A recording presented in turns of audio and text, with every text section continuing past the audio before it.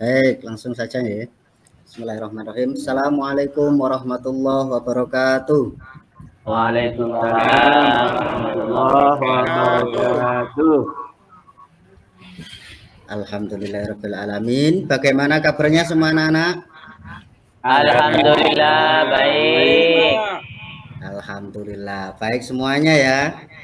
Ya. Alhamdulillah. Setelah sekian lama kita tidak bisa bertatap muka, pada hari ini akhirnya kita bisa bertatap muka lagi ya anak-anak ya. Iya Bapak. Ya, alhamdulillah. Saya lihat iya. Saya lihat semuanya wajah-wajahnya bahagia semuanya ini ya. Iya Bapak. Ya. Karena dapat uang saku lagi dari orang tuanya ya. Ya, alhamdulillah. Iya. Nggak dapat, Pak. Ya, baik. Sebelum kita memulai kegiatan pada hari ini, marilah kita berdoa terlebih dahulu. Semoga nanti apa yang kita pelajari pada hari ini diberikan ilmu yang manfaat oleh Allah dan barokah. Ya, di sini saya minta kepada Mas Tabrani. Ada nggak Mas Tabrani di sini? Iya. Ada. Ya, silahkan dipimpin doanya Mas Tabrani. Teman-teman, mari kita baca surat Al-Fatihah. Apa yang nanti kita pelajari mudah-mudahan bermanfaat. Berdoa mulai Al-Fatihah.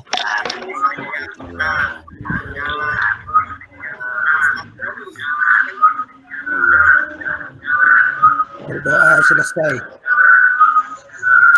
Baik, terima kasih Mas Tabrani. Nah, untuk selanjutnya sebelum mohon maaf ini siapa ya, dimut dulu ini suaranya bingung.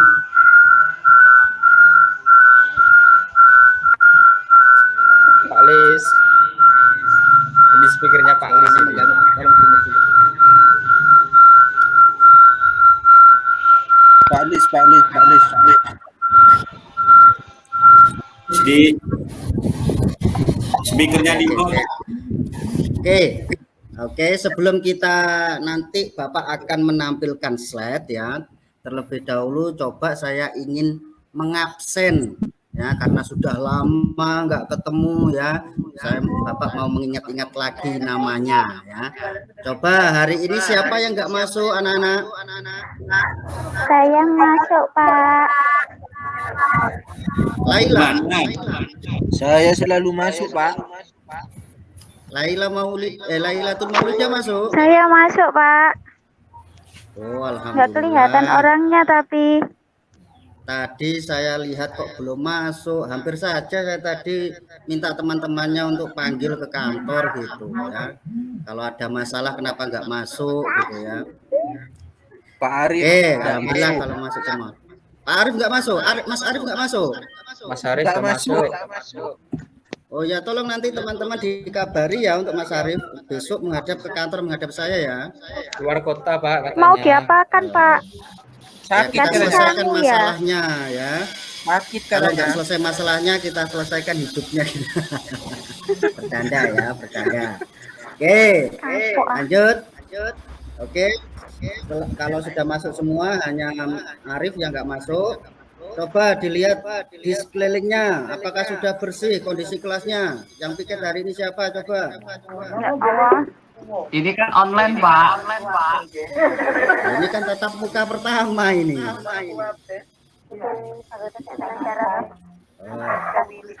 Oh, sudah bersih semua. Alhamdulillah ya.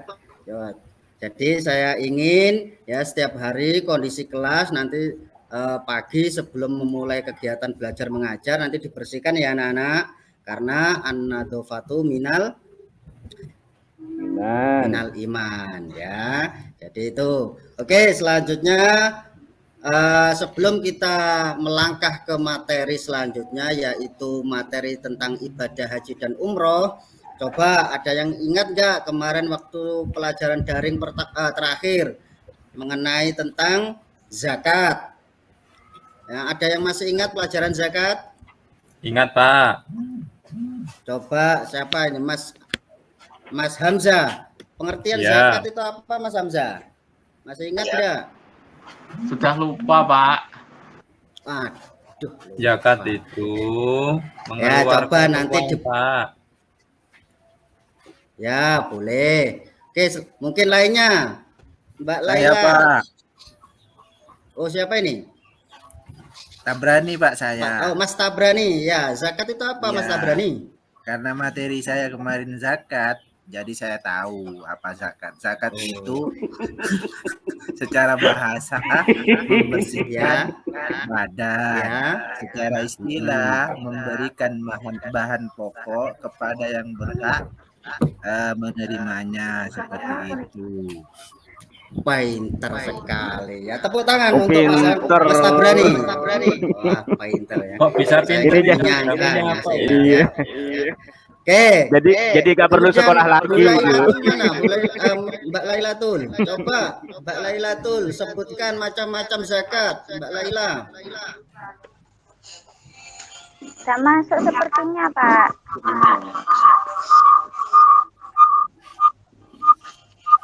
Halo? Sepertinya Mbak Laila tuh sedang. Oh, Mbak Laila enggak masuk. Coba yang lain. Nah, ini Mbak Yakut. Ayo. Macam-macam zakat itu Zakat ada berapa? Ada 2. Ada 2. Ada 2, Pak.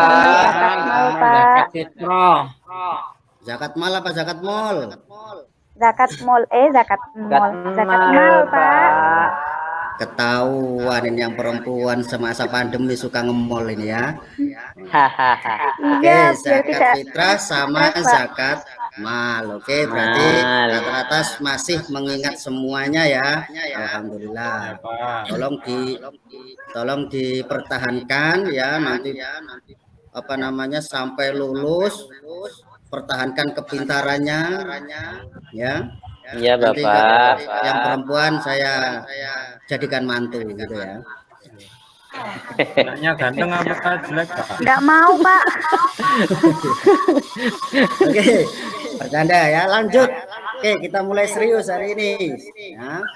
Kita ke materi yaitu ibadah haji dan umroh. Sudah kelihatan slide-nya, anak-anak? Ya.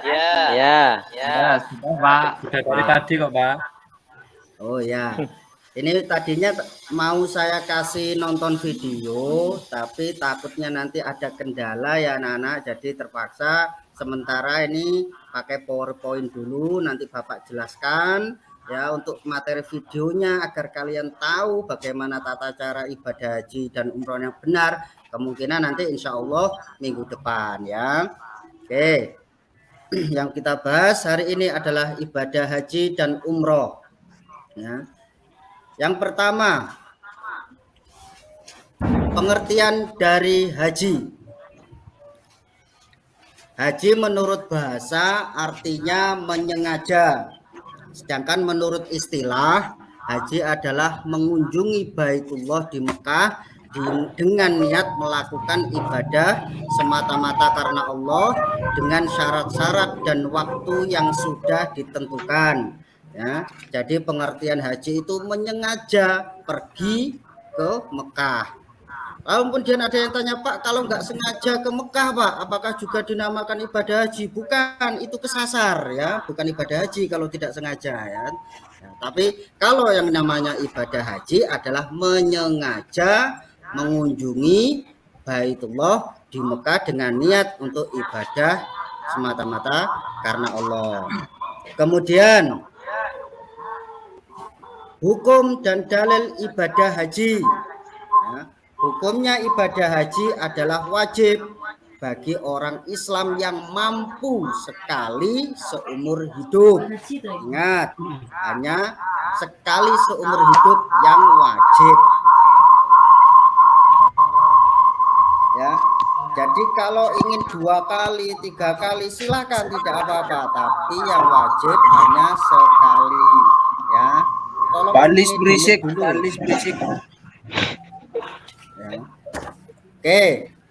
Nah, kemudian dalil hukum mewajibkannya ibadah haji. Ya, ini ada ayat Al-Qur'an surat Al-Imran ayat 97. Ya, siapa yang mau membacakan ini? Ayo anak-anak, siapa yang mau? Oh ya, Mas Erika, silakan membaca Mas Erika. Saya juga mau. A'udzu billahi minasyaitonir rajim. Walillahi 'alan nasi hajjul baiti man istata'a ilaihi sabila. Shadaqallahul 'adzim. Allah. Suaranya begitu syahdu, menggebu-gebu ini ya. Ya, oke. Itu tadi ayat Al-Qur'an yang menjelaskan tentang diwajibkannya ibadah haji, surat Al-Imran ayat 97. Coba Pak Mas Sunardi bacakan artinya. Ada. Artinya, mengerjakan haji adalah kewajiban manusia terhadap Allah, yaitu bagi orang-orang yang sanggup mengadakan perjalanan ke Baitullah. Quran surat Al-Imran ayat 97. Bagus, terima kasih untuk Mas Erika dan Mas Sunardi. Oke, itu tadi adalah dalil wajibnya ibadah haji. Selanjutnya yaitu syarat wajib haji. Ya, yang pertama adalah harus beragama Islam. Ya. Pak, kalau seumpamanya non Muslim Pak, non Islam Pak, ya nggak wajib karena menurut mereka itu bukan ibadah. Ya, jadi yang wajib adalah untuk orang Islam. Yang kedua, berakal sehat. Ya, jadi harus sehat akalnya. Kalau orang agak belum 100 atau enggak 100, maka enggak wajib. Ya, karena kenapa? Ya mereka tidak tahu apa yang dikerjakan nantinya di sana karena tidak berakal. Kemudian yang ketiga harus balik, ya harus dewasa. Kalau laki-laki ditandai dengan sudah pernah mimpi basah. Kemudian yang kalau perempuan ditandai dengan sudah pernah haid, ya. Kemudian yang keempat yaitu syarat wajibnya yang keempat mampu atau istitoah. Ya, mampu bagaimana Pak? Nah, nanti saya terangkan. Kemudian syarat wajibnya yaitu yang kelima yaitu kalau wanita harus ada muhrimnya yang mendampingi. Contohnya kalau sudah punya suami ya suaminya yang mendampingi, kalau belum punya ya ayah kandungnya, kakak kandungnya dan lain sebagainya. Ya itu untuk perempuan apabila ingin berangkat haji. Itu adalah syarat wajibnya haji. Kemudian ya, yang keempat tadi adalah mampu syarat wajibnya atau istitoah. Lah mampu itu apa maksudnya? Mampu itu apabila dia sehat secara fisik, secara jasmani untuk berangkat haji ke Mekah. Apabila dia sakit-sakitan, sudah sakit parah, ya, seumpamanya sakit ginjal, gagal ginjal atau sakit yang parah-parah, ya, maka itu tidak diwajibkan, ya, karena ditakutkannya malah memperburuk keadaannya. Kemudian mampu, yang dimaksud mampu yang kedua adalah ada bekal untuk biaya perjalanan dan untuk orang yang ditinggalkan, ya. Kalau ingin pergi haji sudah bisa bayar ke sana tapi keluarganya yang di rumah tidak dinafkahi, itu tidak boleh, maka dia belum wajib untuk melaksanakan haji, ya. Jadi harus dipastikan dulu ketika ingin berangkat haji, yang orang yang di rumah yang wajib dinafkahi sudah ada bekal, ya. Kemudian yang ketiga, mampu karena ada kendaraan untuk pergi ke sana, ya, pesawatnya ada dan lain sebagainya. Dan yang terakhir syarat dimaksud mampu adalah aman di perjalanannya. Kalau dia merasa aman untuk pergi haji, maka dinamakan dia sudah mampu, ya. Kemudian selanjutnya kita ke rukun haji. Nah, ya. Rukun haji itu ada 6. Yang pertama adalah ihram, yang kedua wukuf, yang ketiga tawaf, yang keempat sa'i, yang kelima tahallul, dan yang terakhir tertib. Nah, rukun haji itu apa sih? Rukun haji itu adalah segala sesuatu yang harus dikerjakan dalam ibadah haji. Jika rukun haji ini tidak dikerjakan satu saja, maka hajinya dianggap tidak sah. Paham anak-anak? Ya. Oke, jadi rukun haji ini harus dilakukan oleh orang yang melaksanakan ibadah haji ya. Nah, apa saja tadi? Yang pertama adalah ihram. Apa itu ihram? Ihram ialah berniat memulai mengerjakan haji atau umroh atau keduanya sekaligus dengan mengenakan pakaian ihram ya. Jadi ihram itu adalah niat ketika mau mengerjakan haji, ketika sudah sampai di sana ya, dengan memakai pakaian ihram. Yang kedua, setelah ihram, rukun yang kedua adalah wukuf. Apa itu wukuf? Ialah hadir dan berada di Arafah atau berdiam diri di Arafah dimulai dari tergelincirnya matahari tanggal 9 Zulhijjah sampai terbenamnya matahari. Ya, apa saja Pak yang dilakukan ketika di wukuf? Ya, di sana kita berdoa, berzikir, ya, meminta apa yang dijadikan hajat, ya, itu namanya wukuf, dilaksanakan di padang Arafah. Yang ketiga adalah tawaf. Tawaf itu apa? Mengelilingi Ka'bah sebanyak 7 kali putaran ya, sesuai arah jarum jam ya, dimulai dari Hajar Aswad dengan posisi Ka'bah selalu berada di sebelah kiri. Jadi sesuai arah jarum jam. Yang keempat adalah sa'i. Apa itu sa'i? Sa'i yaitu lari kecil dari Bukit Sofa ke Bukit Marwah sebanyak 7 kali. Ingat, ini hanya berlari-lari kecil, atau kalau capek jalan tapi agak cepat seperti orang terburu-buru ya. Jangan lari kencang karena ini adalah sa'i ya, bukan lomba maraton ya gitu ya. Jadi lari-lari kecil saja. Oke, seperti orang-orang terburu-buru. Kemudian selanjutnya adalah tahallul. Tahallul yaitu memotong rambut ya.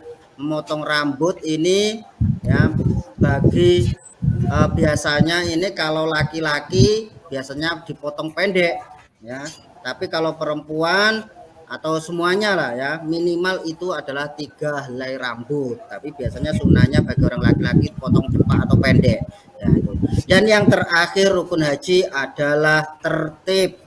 Tertib maksudnya apa? Yaitu harus melakukan rukun haji sesuai dengan aturannya, yang pertama apa sampai yang terakhir apa ya. Jadi harus tertib, tidak boleh loncat-loncat. Oke, paham sampai di sini anak-anak? Paham ya. Kita lihat di sini. Nah, ini ada gambar apa ini? Mekah. Pakaian Pakaian ihram. Nah, coba Mas Sunardi lihat gambar untuk yang laki-laki itu. Kenapa kok seperti itu bajunya? Sebentar. Apa? Kenapa bajunya? Ya, bajunya laki-laki kenapa seperti itu? Apakah boleh memakai baju seperti biasa? Laki-laki kenapa bajunya? Ya, Mas Sunardi. Iya, kan yang laki-laki bajunya kenapa? Apakah boleh memakai baju seperti biasa? Tidak Oh, memakai seperti yang tidak digambar. boleh. Ya, Baju alasannya ihram kenapa? itu adalah baju yang tidak terjahit, yang tidak ada jahitan seperti baju biasa. Ya, oh bagus sekali. Sepertinya Mas Sunardi sudah punya pengalaman ya. Oh ya, Insya karena tahu Allah. bentuknya. Sudah haji itu Pak. Oke. Oh sudah haji. Oh alhamdulillah. Lama nggak ketemu ya karena daring terus karena Iya. pandemi. Saya lihat kok ternyata ada kabar sudah haji. Iya, alhamdulillah. Oke, alhamdulillah. Oke, kita lanjut. Gambar yang kedua ini adalah wukuf di Arafah atau berdiam diri seperti ini kondisinya. Ya, yang dilaksanakan di sini nanti adalah berzikir, berdoa kepada Allah. Selanjutnya kita lihat gambar yang ketiga, yaitu tawaf. Seperti ini gambarnya, mengelilingi Ka'bah sebanyak 7 kali. Kemudian ini adalah sa'i, ya, yaitu lari-lari kecil dari Bukit Sofa ke Bukit Marwah. Dan yang kelima adalah tahallul atau mencukur rambut minimal sebanyak 3 helai rambut, dan yang terakhir adalah tertib. Oke, baik anak-anak, itu saja materi yang Bapak sampaikan. Ada yang ditanyakan dari sini materinya, mungkin ada yang belum paham.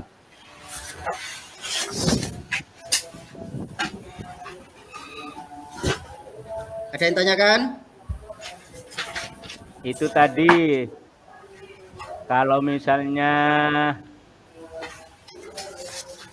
halo? Ya, halo.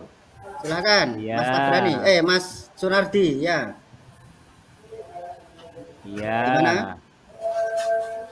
Syarat sahnya haji, syarat rukun haji Ya. itu kan wajib dikerjakan oleh Ya. semua orang yang melakukan haji. Ya. Terus juga ada wajibnya haji, ya kan? Ya, betul. Nah, kalau misalnya Yang ditanyakan? orang yang melakukan haji itu tidak bisa mengerjakan kewajiban haji, bagaimana? Nah, oke, Ya. Mas Sunardi, pertanyaan bagus sekali, ya. Ya. Bahkan belum saya terangkan sudah menanyakan itu, ya. Ini sebenarnya ada di materi selanjutnya, pertemuan kita selanjutnya, ya. Wajib haji, sunnah haji, kemudian apabila ada orang yang melanggar nanti ada hukumannya, membayar dam dan lain sebagainya, ya. Nanti itu di pertemuan selanjutnya, ya, Mas Sunardi. Nanti Ya, takutnya terima teman-temannya kasih. ketinggalan, kasihan, ya. Untuk yang sekarang Ya. saja tentang masalah materi syarat dan rukunnya haji, mungkin ada yang ditanyakan dari anak-anak? Ada, Pak. Ya, silakan. Ada. Siapa? Erika.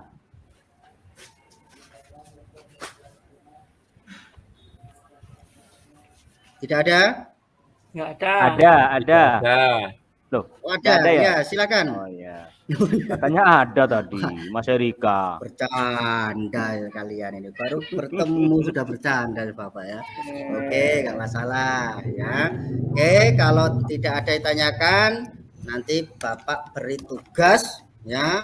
Beri tugas nanti silahkan dikerjakan, ya, dikerjakan. Dan juga saya kasih tugas individu berupa PR, pekerjaan rumah, bisa dikumpulkan besok minggu depannya, ya.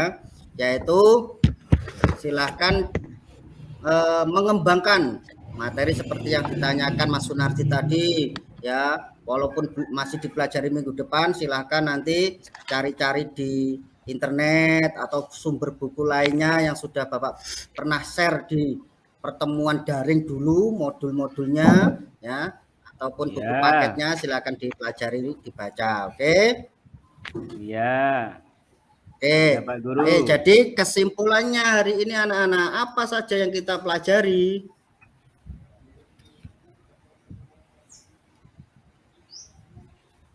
Apa saja yang kita pelajari? Coba Mas Muzakar. Syarat wajib haji. Ya, kemudian Kemudian rukun haji. oke. Untuk Pak Muhlisin, Mas Muhlisin, coba rukun haji tadi apa? Pak, Ketiduran, Pak. baru bangun, Pak. Oh, itu kayaknya Gak dibangunin lelah tadi hidupnya, sama ya. Pak Arif. Saya Oh ketiduran, iya, Pak. soalnya tadi saya lihat kok enggak ada, ternyata tidurnya di bawah bangku jelasnya ini, di belakang sendiri ini ternyata, Paling ya. belakang pojok kanan, Oke. Pak. Ya, oke, setelah ini ambil wudhu, ya. Ya, enggak Iya, usah mandi Pak. besar, ambil wudhu saja, ya, biar enggak ngantuk, ya. Oke. Iya, Pak. Oke, kalau begitu itu tadi kesimpulannya pada hari ini kita mempelajari tentang pengertian syarat wajib dan juga rukun-rukun haji ya. Untuk minggu depan kita akan membahas terkait wajib haji, kemudian sunnah haji dan lain sebagainya. Begitu pula dengan dam apabila melanggar ketentuan haji ya. Dan juga minggu depan pertemuan selanjutnya kita juga akan diskusi kelompok ya. Kita buat kelompok untuk mendiskusikan ini semua ya. Oke, itu saja anak-anak. Sebelum kita mengakhiri pelajaran pada hari ini, mari kita berdoa dulu. Semoga apa yang kita dapatkan atau yang kita pelajari hari ini bermanfaat. Ayo sekarang gilirannya Pak Mas Mudzakkar, silakan pimpin doanya Mas Mudzakkar. Mari kita berdoa bersama-sama, semoga ilmu yang kita dapatkan bisa bermanfaat dan berkah. Berdoa mulai. Terima kasih, berdoa selesai. Ya, terima kasih Mas Mudzakkar ya. Demikian anak-anak yang bisa Bapak sampaikan ya. Tetap semangat belajarnya ya. Kemudian tetap jaga kesehatan, jaga prokes ya, pakai masker dan juga jaga jarak ya. Jangan jauh-jauh, jangan dekat-dekat jaraknya ya. Nanti jadi sayang gitu ya. Jadi harus jaga jaraknya. Oke, terima kasih. Itu saja yang bisa saya sampaikan. Wallahul muwaffiq ila aqwamit thoriq. Assalamualaikum warahmatullahi wabarakatuh. Waalaikumsalam warahmatullahi wabarakatuh. Baiklah Bapak-Bapak dan Ibu-Ibu peserta, sudah sama-sama kita saksikan ini, kita dengarkan dari dua peserta kita yang menampilkan tentang penjelasan materinya atau peer teaching.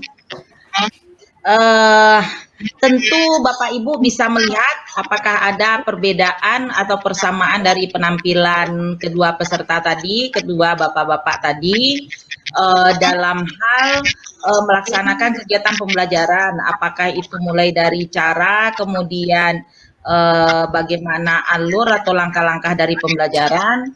Untuk itu kita persilahkan kepada Bapak atau Ibu untuk mengomentari dari penampilan dua rekan kita tadi. Silahkan.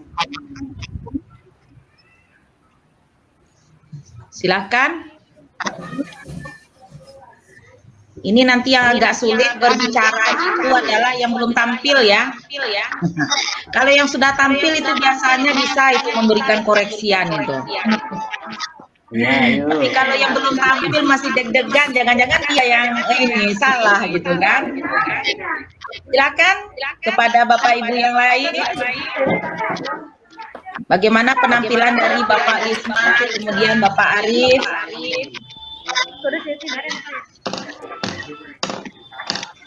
Ada? Saya Bu. Ya ada Bu. Silakan. Untuk kedua peserta atau Bapak Ali sama Bapak Arif, dalam penyampaiannya belum tergambar terkait metode pembelajarannya. Itu saja Bu. Oke, ya. Oke, ada lagi yang lain? Saya Bu. Ada lagi yang lain? Gak ada. Baiklah Bapak Ibu. Secara umum dulu saya ingin mengungkapkan bahwa memang di dalam peer teaching ini Bapak Ibu harus menampilkan alur yang sesuai dengan RPP yang sudah dibuat. Walaupun demikian, apabila ada yang masih tertinggal dan sebagainya, itu bisa dimaklumi, yang namanya saja ujian, muridnya diganti dengan rekan yang orangnya juga sama-sama pintar dengan kita, itu otomatis itu ada grogi dan sebagainya. Tapi coba di depan peserta didik, saya yakin ini Bapak Ibu ini ahli semua ini, karena jelas yang dihadapi yang cilik-cilik aja ya. Nah, sekarang ini kok udah pada orang yang pintar-pintar juga gitu. Apalagi dosen yang dihadapi. Jadi ada satu yang sedari kemarin sebenarnya yang kita tuntut dengan Ibu Rizda, tapi itu tidak terlalu menonjol ketika Bapak dan Ibu mengajar ataupun Ibu peserta yang hari ini mengajar, yaitu kegiatan apersepsi di awal pembelajaran. Nah, saya melihat ini dari yang tampil itu ini sangat sedikit atau malah ada yang tidak ada sama sekali dia melakukan apersepsi. Karena kita tahu apersepsi itu kan semacam pengantar yang diberikan oleh guru yang itu berupa motivasi yang menjadi jembatan antara materi yang sebelumnya kita ajar dengan materi yang akan kita ajarkan.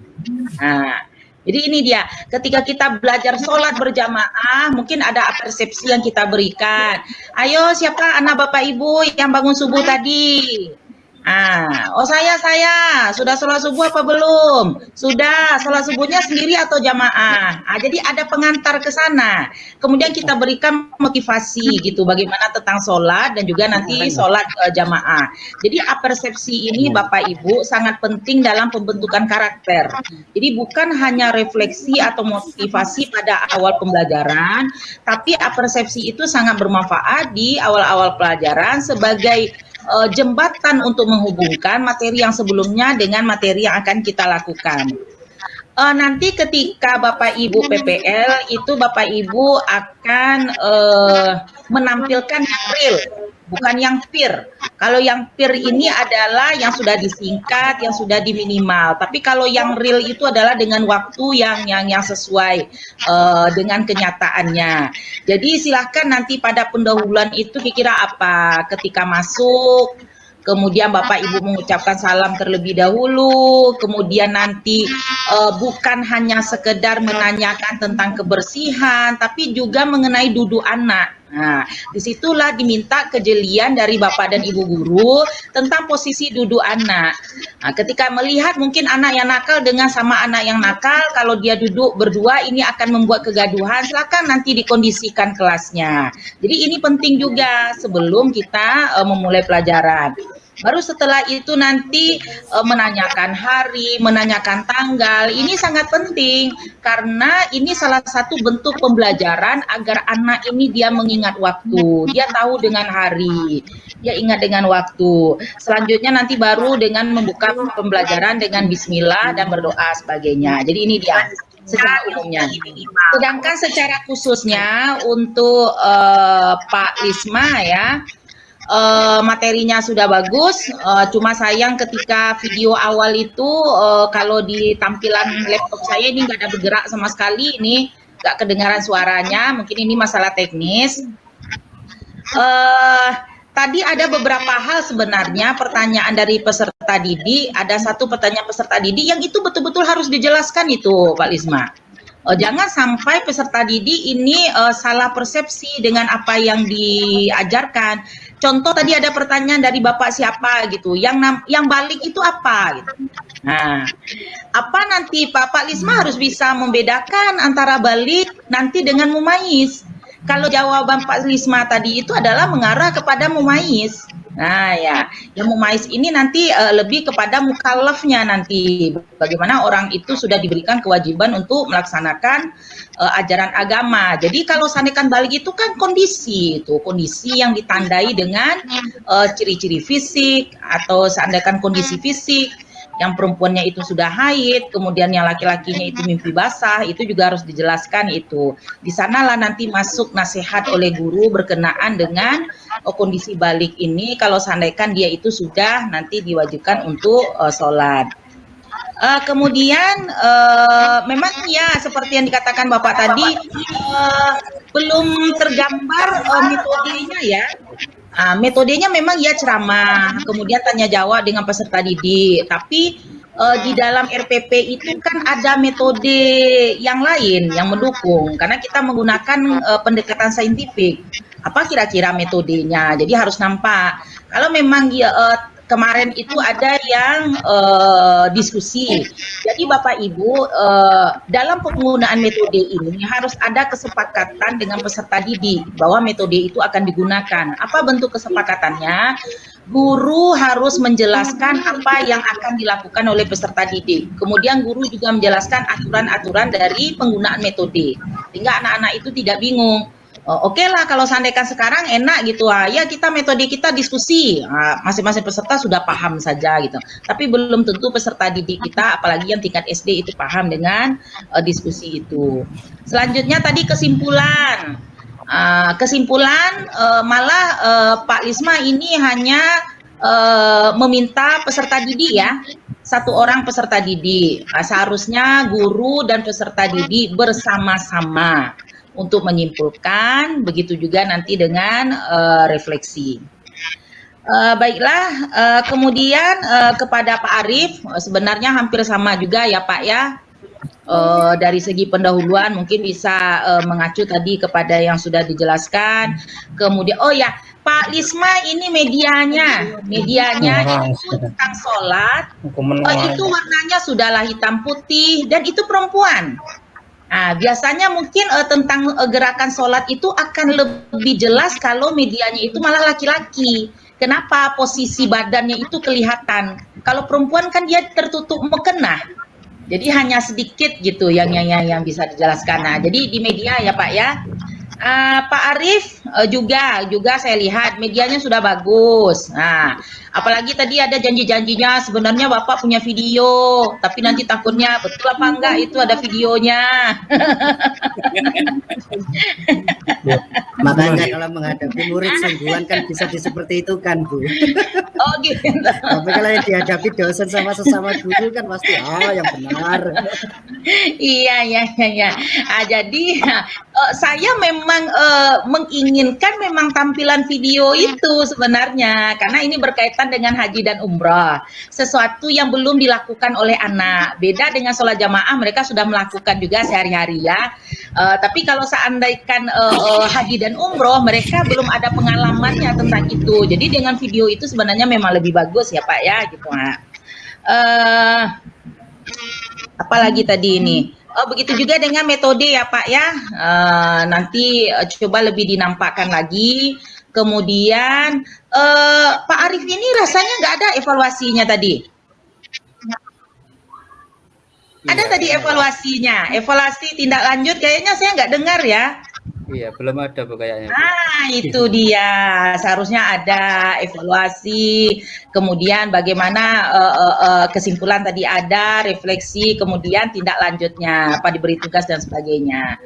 Oke, baiklah Pak Lisma, Pak Arief, selamat sudah tampil. Untuk selanjutnya kita minta kepada Ibu Rizda, guru pamong kita. Silakan Bu. Terima kasih Bu Aziza. Saya mungkin menambahkan saja karena sudah cukup panjang lebar Ibu dosen kita memberi komentar. Cuma pesan saya mungkin pada Bapak Ibu sama dengan kemarin-kemarin, waktu kita tampil kita sudah buat RPP, sesuaikanlah skenario pembelajaran itu gunanya kita buat RPP, apa yang harus kita laksanakan. Jangan nanti kita ngajar RPP tinggal di RPP, ngajar tinggal di mengajar kan. Kemudian kuncinya lagi Bapak Ibu, sebelum kita masuk kegiatan itu, jelaskan dulu apa kerja kita kepada siswa itu. Karena saya lihat di RPP Bapak Ibu ada di situ apa kerja kita kan. Saya lihat di RPP semuanya ada itu sebelum masuk ke inti. Tapi ternyata dalam prakteknya tidak dijelaskan apa yang kita laksanakan hari ini, apa metodenya mungkin, modelnya, apa yang dikerjakan siswa, itu harus dijelaskan di situ. Karena nanti waktu ujian poin-poinnya itu ada penilaiannya. Kemudian lagi saya lihat tadi dari untuk Bapak Lis Mawianto itu di terakhir di penutup evaluasi atau tugas, saya nggak paham kan, karena Bapak ngasih tugas biasanya di penutup itu tindak lanjut atau evaluasi, jadi dipisah dibedakan apakah itu evaluasi atau mungkin refleksi atau tindak lanjut. Nah, kita pisahkan itu. Nah, evaluasi kalau memang itu tugas itu tidak lanjut, itu berarti evaluasinya belum. Terus lagi mungkin untuk Bapak Ahmad Arief, kayaknya tadi lebih banyak ke ceramah ya. Nanti kita perbaiki karena Bapak sudah ngajar anak tingkat akhir ya Pak ya. Iya Pak, kelas 10. Nah, kalau anak kelas 10 kan bagusnya kita ngasih kepada mereka. Tadi Bapak sudah kasih gambarnya haji dan umrah. Walaupun videonya belum ada, tapi bagusnya waktu Bapak menyampaikan rukun haji tadi, rukun haji itu adalah ihram, langsung dengan gambarnya sekel Pak, boleh ngambung dia kan.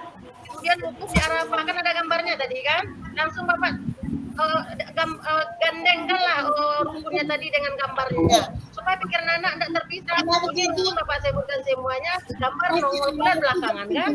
Nah gitu juga pamannya saya. Sebenarnya bisa tadi Bu. Hah? Sebenarnya bisa tadi, tapi di PowerPoint-nya nggak mau tampil gambarnya sekaligus rukunnya. Ketika saya klik loh, kok nggak tampil padahal sebelumnya sudah cek gitu. Ya itu yang saran saya ya Pak ya. Ya oke. Ya, terima kasih. Itu mungkin untuk Bapak, kemudian untuk gambar, kemudian kesimpulan bersama dengan siswa. Oke, ke depannya Pak ya, apalagi untuk tingkat aliyah, biarlah mereka itu bekerja, kita cuma sebagai fasilitator saja. Ini anak sudah tingkat atas ya Pak ya. Itu saja mungkin dari saya. Terima kasih. Saya kembalikan kepada Ibu dosen. Terima kasih Bu.